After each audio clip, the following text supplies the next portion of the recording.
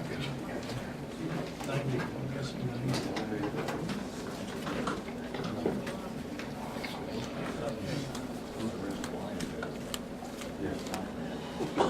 up in that left seat there.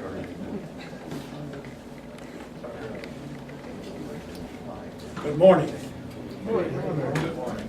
I want to welcome Captain Jack Leftwich and hello to his wife Sherry. They're down from Threshing Bee Airport. Jack, bless his heart, still lives on the airport. But Jack is one of the last Pan American Boeing 314 flying boat pilots.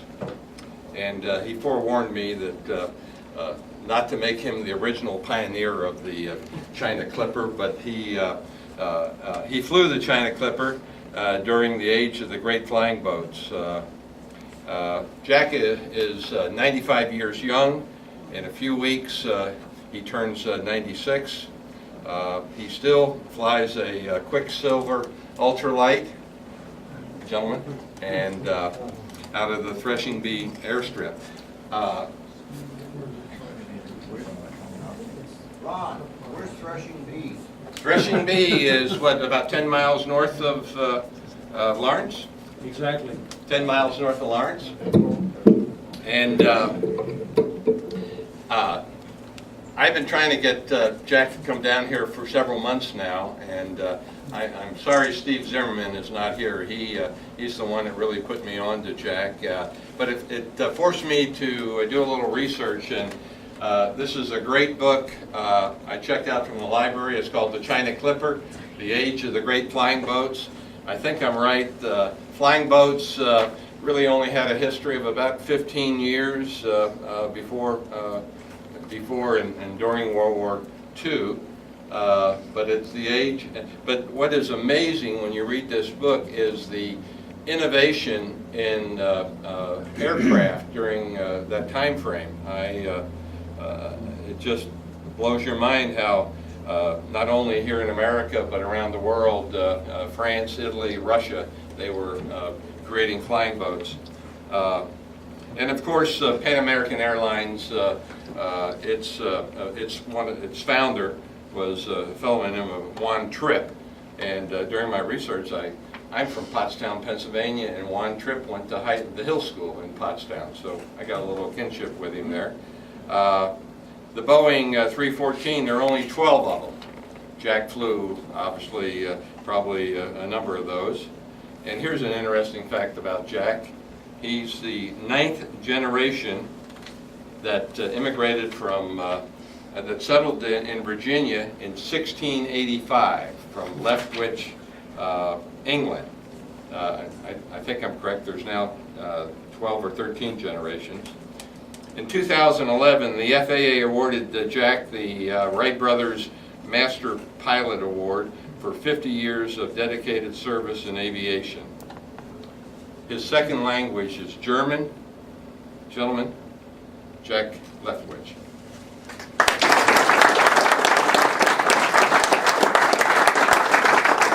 One thing, to help Jack out, and I'll kill the lights up here, but John English did a great job. He captured some of the aircraft, the early aircraft.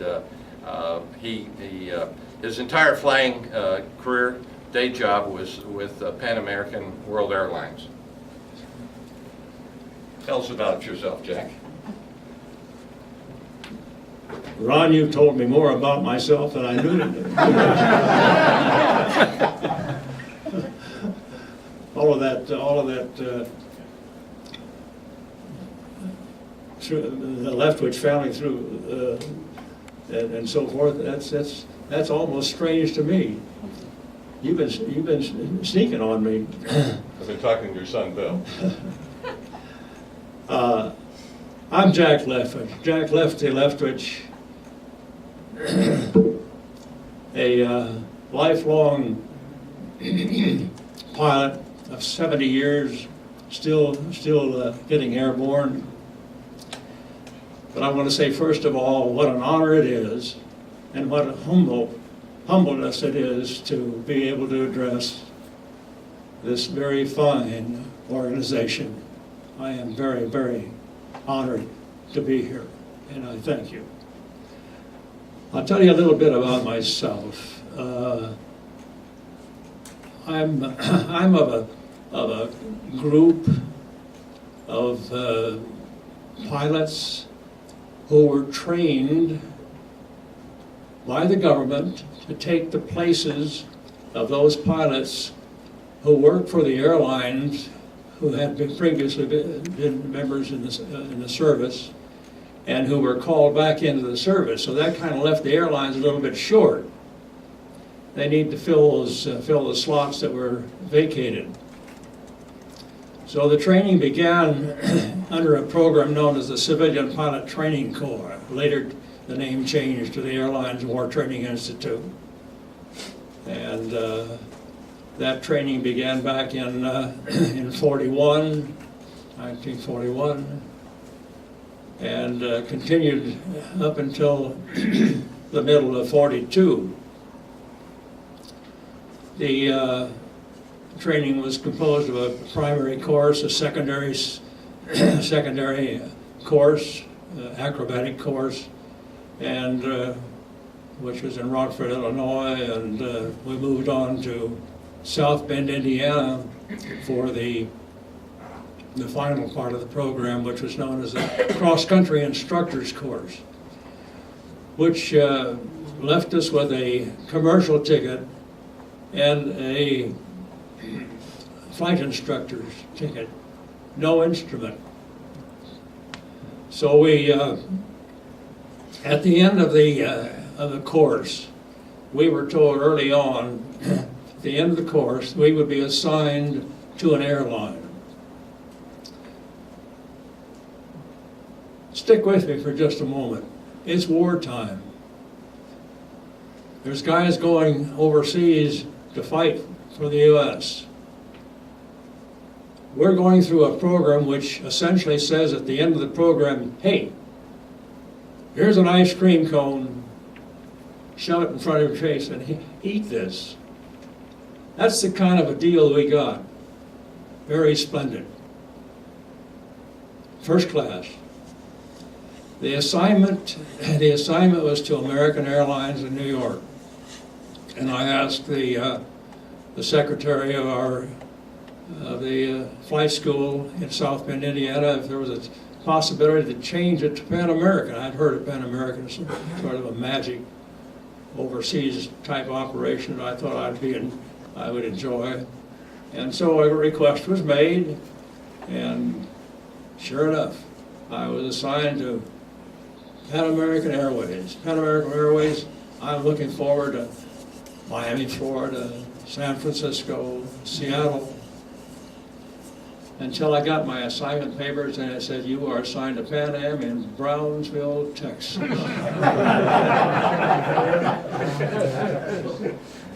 All of my buddies in this class put out a map to find Brownsville, Texas. We looked all over Texas for Brownsville until one of my buddies says, oh, here it is, way down here in the corner. October the 8th, 1942, I signed in with Pan American in Brownsville, Texas.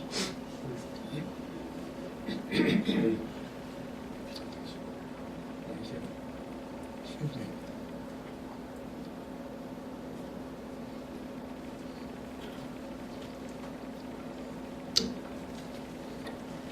For the first several months in Brownsville, we were being trained for line operation. Brownsville, Texas was a base for DC-3 service into Central America, down to Panama, and along the north coast of South America, over to Trinidad. And around January or so, I was ready to start work on the line. Had received instruction in the DC-3, had gotten my instrument rating, and so I was fully qualified as a co-pilot for this particular operation. And I made two trips And suddenly I was advised that I was being reassigned to San Francisco. And things began to change pretty fast. San Francisco, Treasure Island. A magic and wonderful assignment. It's just thoroughly exciting, and can you imagine? Here's a flatlander from Kansas is being sent to the Ocean Division to learn something about seamanship and what landing on water is all about. I was really greatly honored to be a part of that operation. So in May of 1942, I began my overseas service out of San Francisco, and we trained on 5 different aircraft at Treasure Island Base. One, of course, was the Boeing 314, the aircraft you see on the screen. The other airplanes, the Martin 130, the China Clipper, NC 14716 was the Martin that we trained on.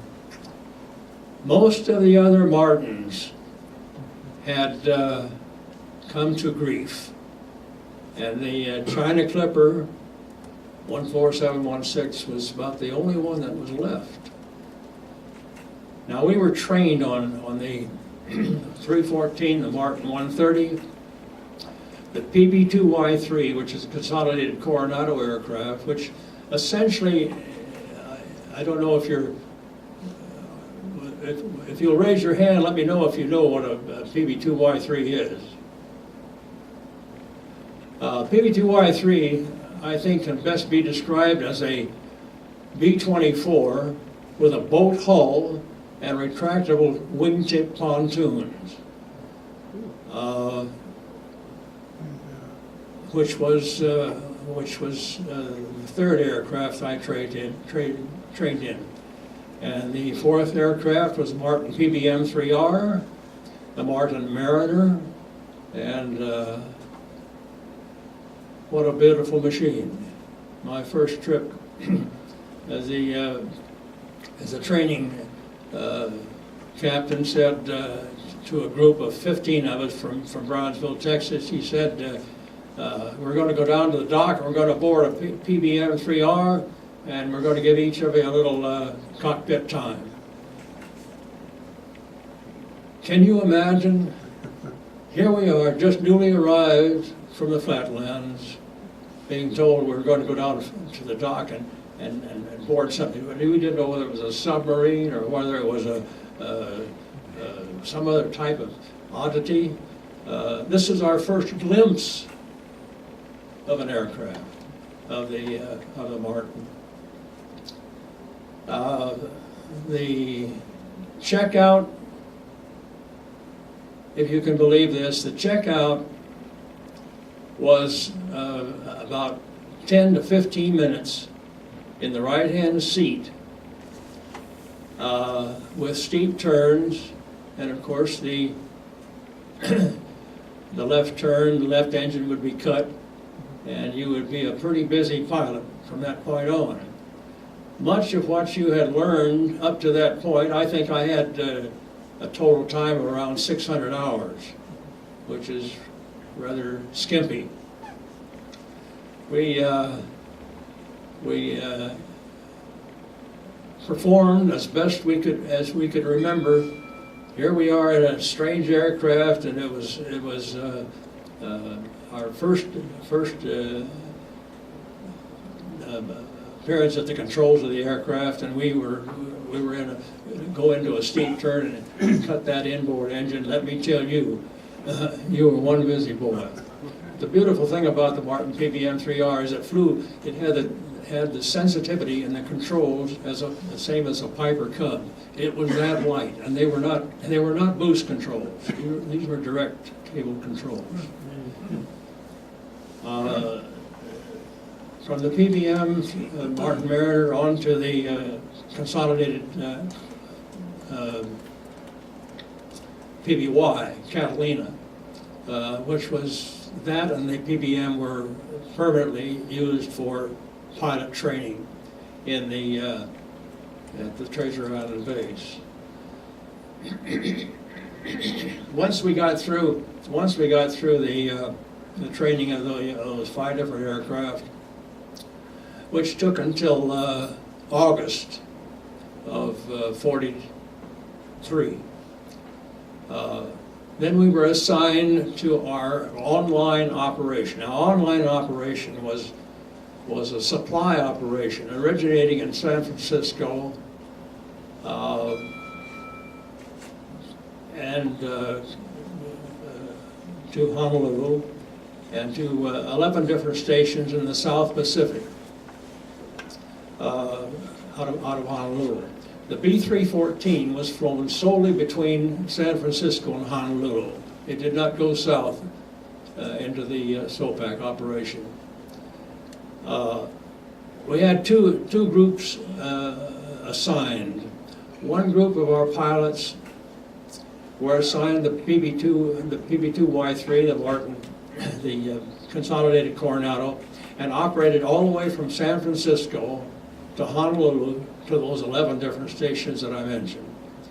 Then there was a second team, of which I was a member. We operated in blue uniforms between San Francisco and Honolulu. At Honolulu, we changed into khaki. I should back up a moment to kind of explain how we upon arrival in San Francisco, we were inducted into the Navy and instantly put on inactive duty. Our operation was described as special mission operation. We wore the blue uniforms I mentioned in between San Francisco and Honolulu, and we wore khakis. And this was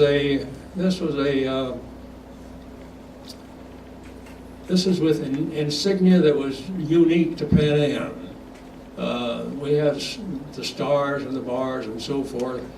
And of course, when we'd when we'd bump into a GI, they didn't know whether to salute or laugh or giggle or what. The station, after an overnight stay in Honolulu, we would board a Martin PBM. Do we have a picture of that, by any chance?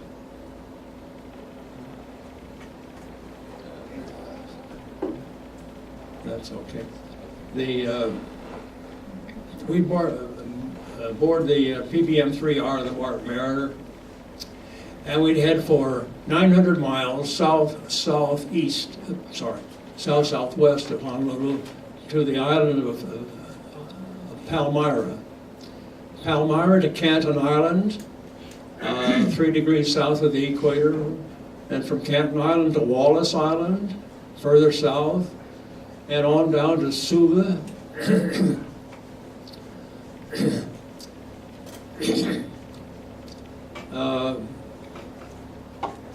Suva and from Suva on down to Auckland, New Caledonia, and from New Caledonia on down to Brisbane, Australia, or alternately to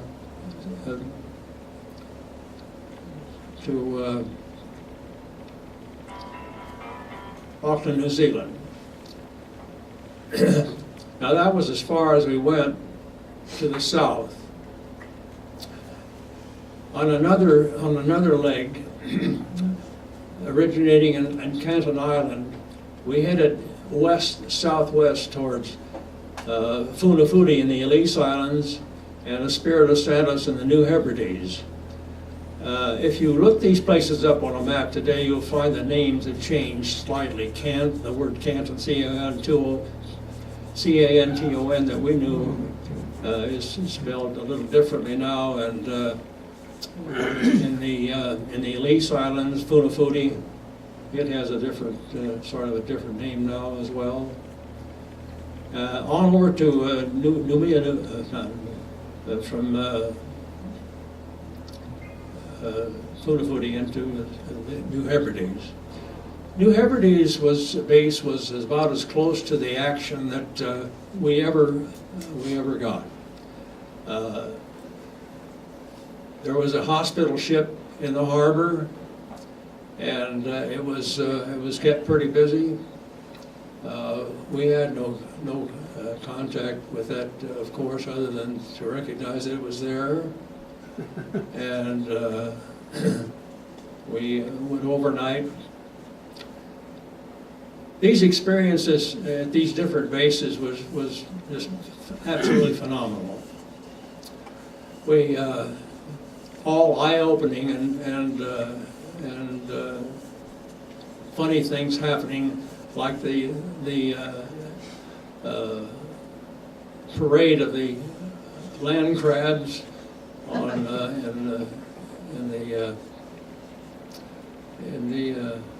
on one of the islands, and at 2 or 3 o'clock in the morning, absolutely a mass of crabs crawling over the land. They're migrating somewhere. I don't know where they're going. Well, that was the essence of our travels in the South Pacific. What about the navigation? I'm sorry? Navigation. Navigation? Good question, Jack. Navigation was celestial. Most of our operation was in the daytime. What do you do in the daytime for celestial navigation? You do the sun. We call it sun lines. Nighttime was far better in our operation because of the presence of stars. How about that? And we had to learn all of these things and study the Bowditch, Sirius, Procyon, Pallas, Castor, Capella, Aldebaran, the various stars that we learned to make position fixes with, and it was quite accurate. You had a navigator, of course. You had a navigator? We had a navigator. Yeah. The navigator was strictly designated as a navigator. He was not a pilot. He was a navigator, just like our radio operators and our flight engineers. We get into this, the Boeing 314, that beautiful. Whoops, that's a DC-3. Thank you.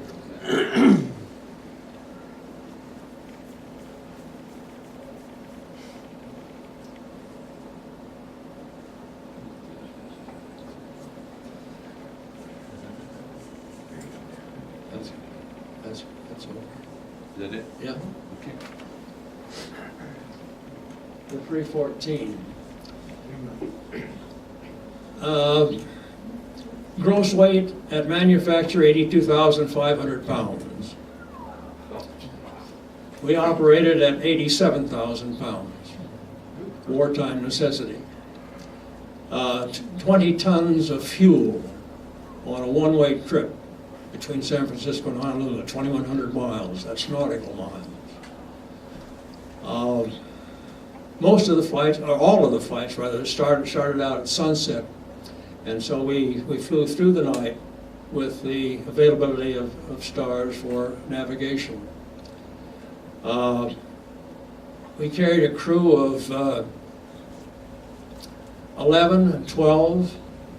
There was a captain, the first officer, the second officer was the navigator, the third officer was was a pilot, as well as the fourth officer, extra pilots, in a sort of co-pilot status.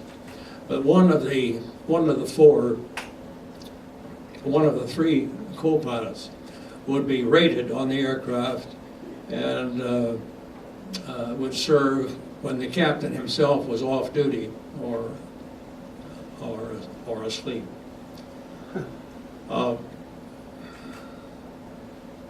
The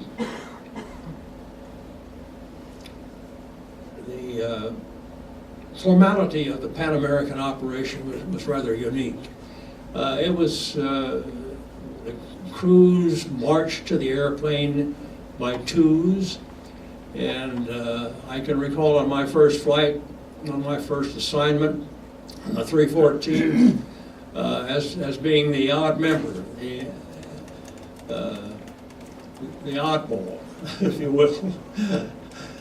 There were two and two and two and two and two and so forth, and then I came up dragging up the rear, all by myself, walking to the aircraft, to our assigned aircraft. The 314, operating at 87,000 pounds out of San Francisco, struggled sometimes to get a good flying speed. To say it briefly, it was slow, very slow, flying very low and hand flown to coax every last knot out of it that we could get until we burned off sufficient fuel to begin our climb to altitude. That was the nature of the operation. It was demanding. Crew quarters were in the forward underneath the, just as you're looking at the aircraft there, maybe just about underneath the cockpit. That was A section. B section was the galley. We had stewards. We did not have stewards. Stewardesses in those days. That was a shame. And then on back into the D compartment, which was just as you're looking at the aircraft there now, you're seeing the so-called sea wings. The sea wings were added to the aircraft when they first began the design. They were experiencing, without the sea wings, they were experiencing porpoising. That's exactly as the way the aircraft was behaving. So they installed these sea wings, which are additionally fuel containers, and the porpoising lessened. One of the landing techniques of the boats is to land on a step. That's with the nose slightly elevated and the touchdown on the step following that nose. That nose. If the nose is low on a landing, there is a tendency for it to dig in.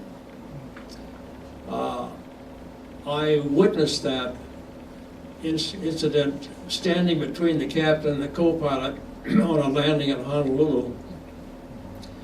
And the first officer was making a landing, and his nose was low. And the touchdown was very uncomfortable. You got that feeling of sucking in, and then the turning moment. It was rather exciting for a few moments.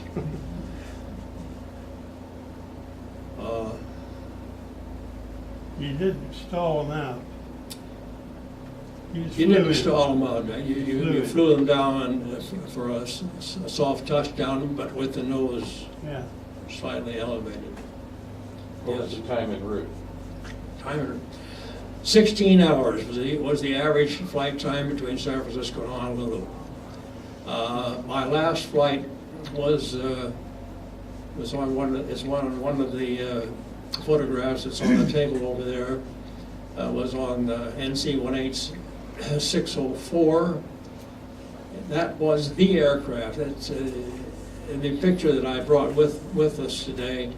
is the 314 in the classic takeoff just after liftoff. It's a classic picture.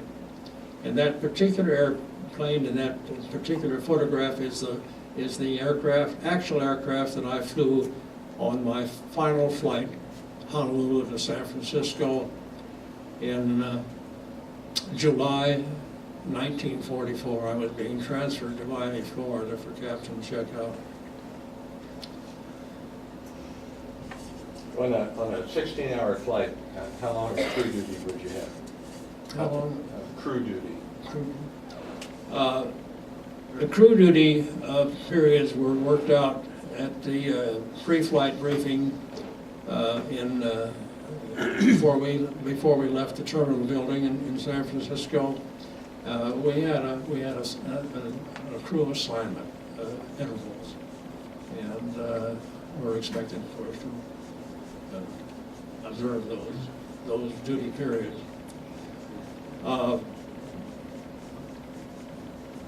Operational feature: the engines were Wright Cyclones, 1,500 horsepower. We did not know this at the time, but the engines were a particular design that was not known elsewhere in the world, and we learned much later that we had strict orders in the event of interceptions or any problems, that we, under any and all circumstances, we were to prevent those engines from falling into the hands of our enemies. That's another story. Talk about some of your unusual cargo. Your unusual cargoes. Sorry. She wants you to talk about some of the unusual cargoes you carry. The people that we carried, the people that were on board the 314, either way, Honolulu to San Francisco or the other way, were all, of course, very VIPs. The only ones permitted to travel. And the cargo that we carried, we were a supply operation. The cargo that we carried was, of course, medical supplies, food supplies, high priority stuff that could not wait, could not be sent by ship. The need for it was greater, and that's why we were flying that.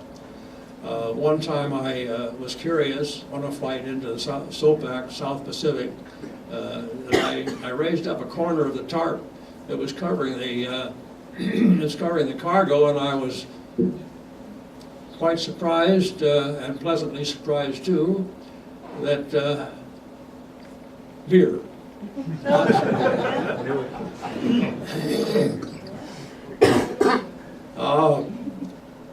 The aircraft. I want to tell you a little bit about the flight deck on the aircraft. You don't have any pictures of the flight deck. I might. Keep talking. The wing of the aircraft, I had intended to look up before we left this morning, but the wing is unusual in that the wing that we know today has the curved top surface and a flat undersurface. Not so with the 314. It was curved both under and over on the top side and lower side. It was curved. There's a name for the wing, but I cannot recall what it was. That's right there. That's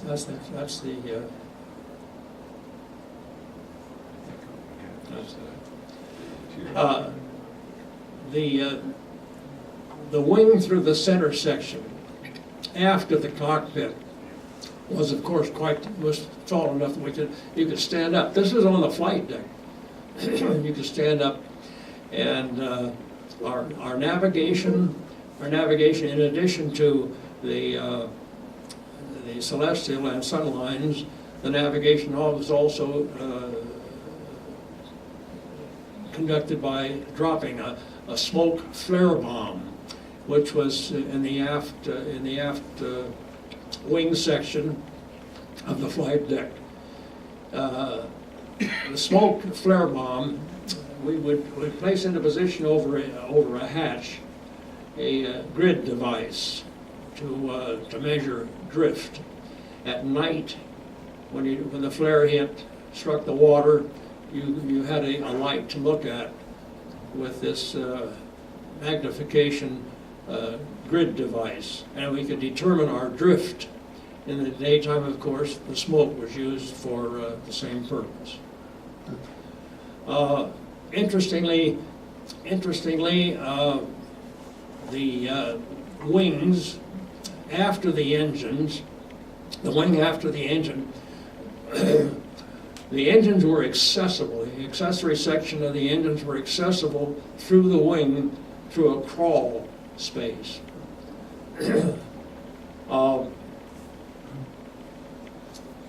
On severe wind conditions on the water, if the airplane was caught on a crosswind, it was quite possible for a wing to dip in the water, which, when the wing finally rose again, that water ran down in a D compartment where our high priority passengers were sitting.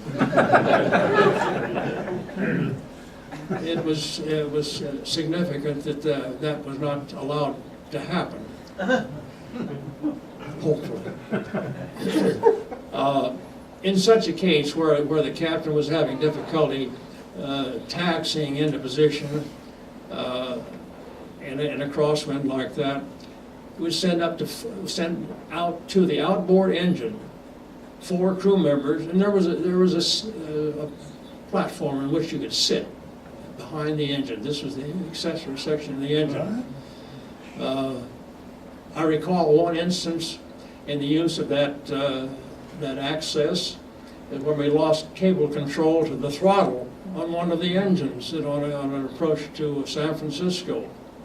So we sent the second engineer out, the captain sent the second engineer out to the ailing engine, and with intercom, headphones and so forth, the captain say, okay, a little bit more now. So he would push on for a little more thrust while you push on the throttle directly. It worked out fine. Jack, would you share with them your first airplane flight at Fairfax? August the 7th, 1932. My folks says, we're going to take you to Kansas City, Missouri, and we're going to treat you to a stage show at one of the theaters, which is still in existence today. And I said, no, I don't want to go to a theater. I want an airplane ride. How old were you? 15. 15. 15 years old. And the folks went to see the show. When they came back home, Mom said, okay, she said, I'll take you down to the Fairfax Airport. Raise your hand if you know what Fairfax Airport was. Hey, we got a good group, good team there. We drove down, we stopped by the park very near the administration building, and I was ushered out to a bird biplane flown by Don Moss. How do I remember names like that? For Don Moss was the pilot. He sat in the back, I sat in the front cockpit, and he said, son, he said, keep your head down now when we're just taking off. He said, so I can see a little better. I said, yes, sir. He fired up the machine, and we taxied out, and we were taking off to the north, so just a short distance from the parking spot to the takeoff on 3-6. We got off, he poured on the power and I kept my head down, and we got airborne, and we were climbing. Estimated altitude at the point of memory was anywhere from 200 to 300 feet. Not very far, because I remember just sticking my head up just a little bit to look over the edge of the cockpit to look at the hangars along the west side of the runway. And the next thing that happened was just a horrendous feeling of being twisted and tossed around sideways and just completely confounded. And then I remember the second impact as we hit the ground. I was momentarily stunned, and my pilot, Don Moss, came to me and said, are you all right? And he stood me on my feet. I was a little shaky, and I said, oh yeah, I'm fine. I was wearing white shoes, white duck pants, and a white shirt. And suddenly I was coloring all this up with blood. It seems that I had taken a bit of a cut up here on my skull. All of the spectators jumped in their cars and drove out on the airport to see if they could be helpful or to get closer to the site of the wreckage. And I had no idea, of course, at the moment what the world had happened.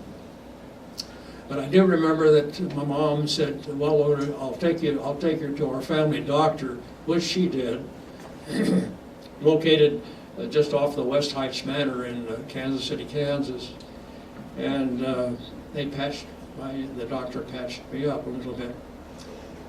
Here's the story. Mildred Kaufman, holder of the women's number of consecutive loops, had taken off with a passenger in a two-place aircraft, high or low wing, I still don't know to this day. Taken off from Kansas City downtown and turned west into the late afternoon sun. Not a very good decision. And flew west across the river, across the runway, into this late afternoon sun. And didn't see us, nor did Don Moss see her. She struck us on our right wings, and we came tumbling down. Of the 4 people that were involved in that mid-air accident, 3, can you imagine this? 3 people survived. I was one of them. Mildred Kaufman, sad to say, was killed.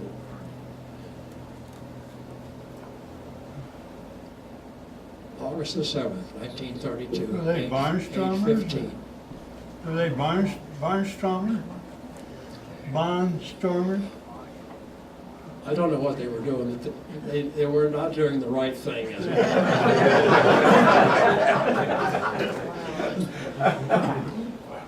Tell about flying racehorses. Question about flying racehorses.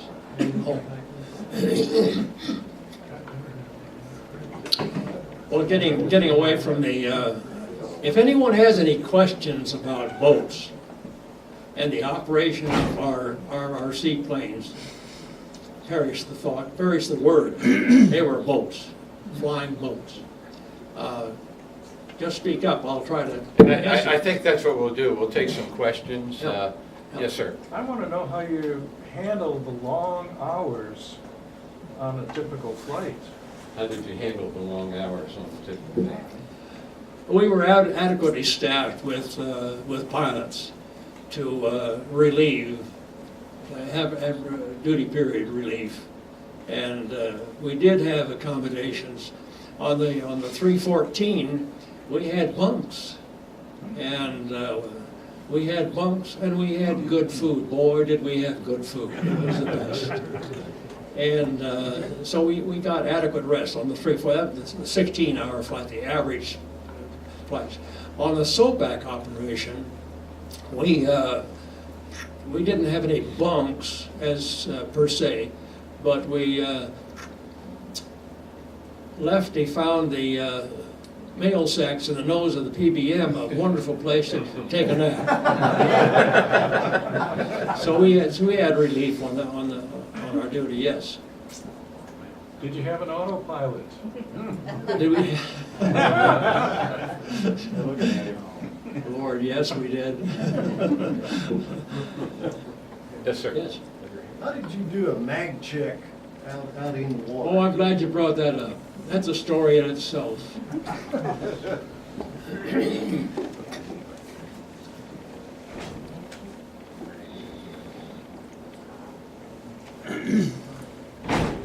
The mags on the 314 were interesting. And we carried 2 radio operators, a first and second radio. We carried a first and second engineer. We carried a navigator. We carried extra pilots. We were up to our ears in crew members. On the 314, in the cockpit, overhead here, were 4 magneto switches. 1, 2, 3, 4. In the middle, 1 and 2, in the middle was the master switch. The master switch would cut all 4 engines at one time. So the engineer would come forward every 30 minutes, 1 hour or so, and make a mag check on the engines, left, both, right, both, go across the panel. Yes, it happened. He checked number 2 engine, and he moved his hand to the right to check number 3. Unfortunately, he hit made the master switch. I can sit here and tell you that you have never experienced a quietness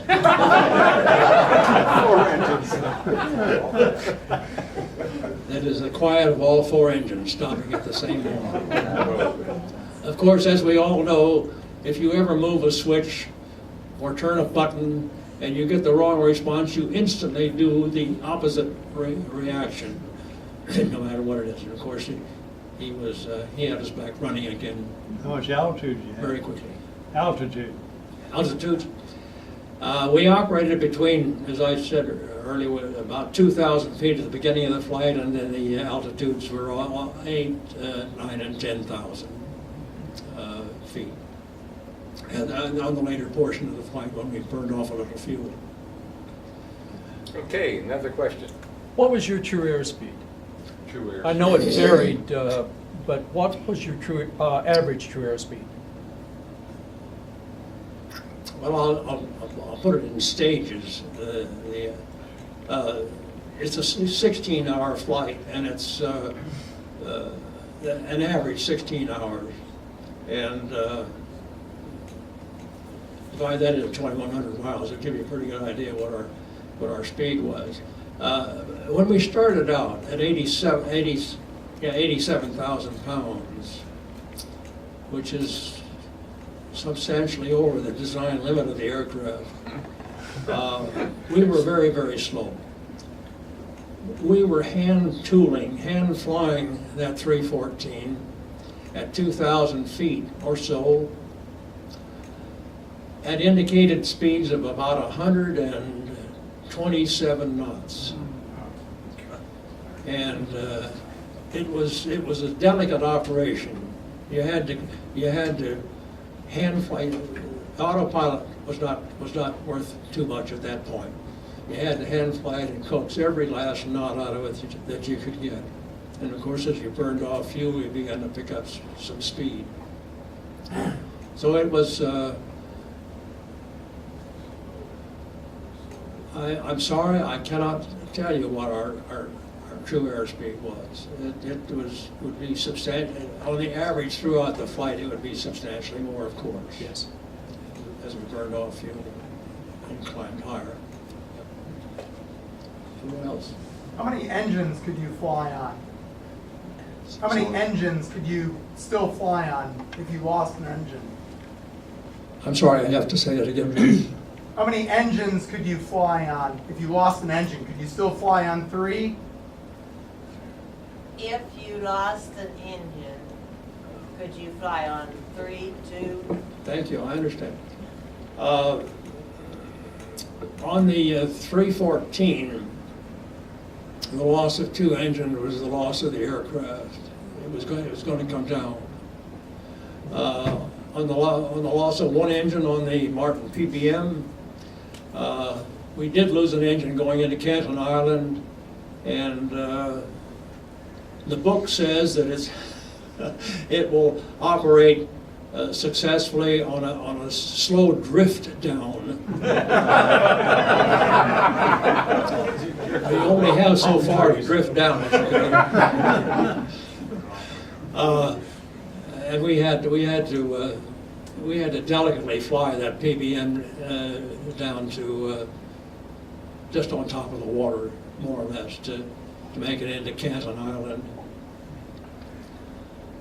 What kind of fuel burn did you have on the aircraft, and did you ever have any supply issues with the high octane fuel in the outlying areas you flew to? Please say that again. What was your fuel burn? Fuel burn? Did you have any problems with high octane fuel source? I don't recall references to the octane. I'm sorry. I don't remember that, and there were no fuel problems, fuel supply, if that's what you mean. Yeah. In any flights that I made, no. It was the aircraft and the engines performed beautifully, splendidly. Okay, Jack, I want to thank, just stay right here. Okay, go. Jack?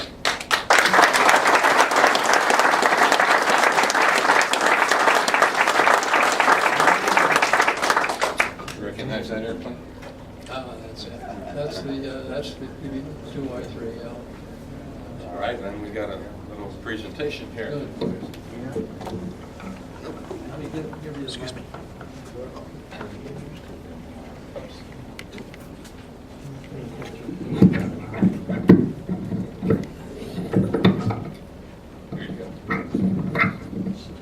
We just want to present this picture to you to thank you for your service and to thank you for coming out and speaking to us today. It's wonderful, wonderful.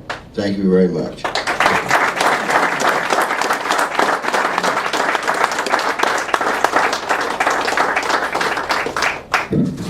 And I think that'll do. I think it's lunch time, okay? Jack's going to be staying with, Jack and Sherry will be sharing lunch with us, and I'm sure he'll enjoy you coming up to him and introducing yourselves. Jack, I want to give you a little something. You said you flew Panama? Yes. Take this home and put it with your collection. Okay. All right, lunch is served. I really want to say thank you. Whoops. Watch it. These 96-year-olds don't get around to it. I really want to thank the whole team here.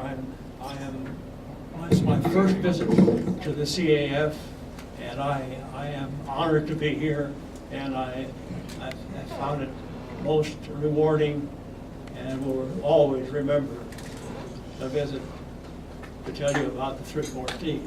Jack, I want to ask, would you invite us to your 100th birthday? My 100th, Yeah. you all are invited. You are invited to come back anytime you want, any time we have our meeting, okay?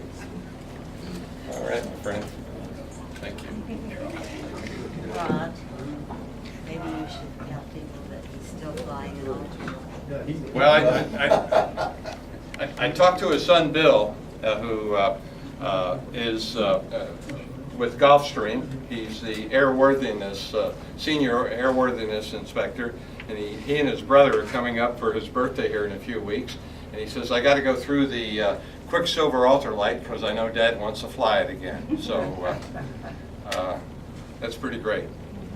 And don't you just love this man's recall of names? And, I mean, I'm sorry, I can't remember what I ate, for breakfast 2 days ago, but this is amazing.